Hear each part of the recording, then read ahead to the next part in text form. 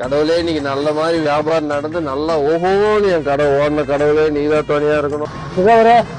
அந்த Bluetooth speaker ஒன்று கொடுப்போம், எவ்வளோ போட்டு?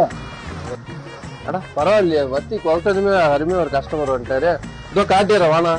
இந்த சவுண்ட் பார் பார்த்தீங்கன்னா 500 ரூபா தான் ரேட் வரும். நல்லா லென்த்தாகவும் இருக்கும், சவுண்டு நல்லா இருக்கும், பேட்டரி நல்லா நிற்கணும், சார்ஜபிள். இந்தாங்கண்ணா நீங்கள் கேட்ட மாதிரி இருக்கும். இது விட்டு பொருள் நல்லா இன்னும்பா வாங்க, அவ்வளோ தொலைவை காசு 2 நாள் போச்சுன்னு தரோம்பா, கடனை வச்சுக்கப்பா.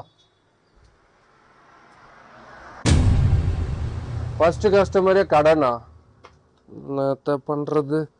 நான் சொல்றேன், இந்த ரிமோட் வந்துச்சு, இதே மாதிரி புது ரிமோட் இருந்தா தானோ நான் தரம்பா. இந்தாப்பா இதே மாதிரி சேம் ரிமோட்டு வெறும் 80 ரூபா தான். இந்த இது ஒண்ணு நீ கொடுத்த பழைய ரிமோட்டு. நான் சுதாரணா ஓகேண்ணா, சரியா போச்சுண்ணா. அப்போ 3 நாள் கழிச்சு காசு தராருண்ணா, அது வரைக்கும் கடன்ல வச்சுக்கோண்ணா. ஆனா என்னப்பா வரவங்கெல்லாம் கடன் கடன்னா எனக்கு கடனும் வேணாம் கடையும் வேணாம், கடையே மூடிடுறாங்க.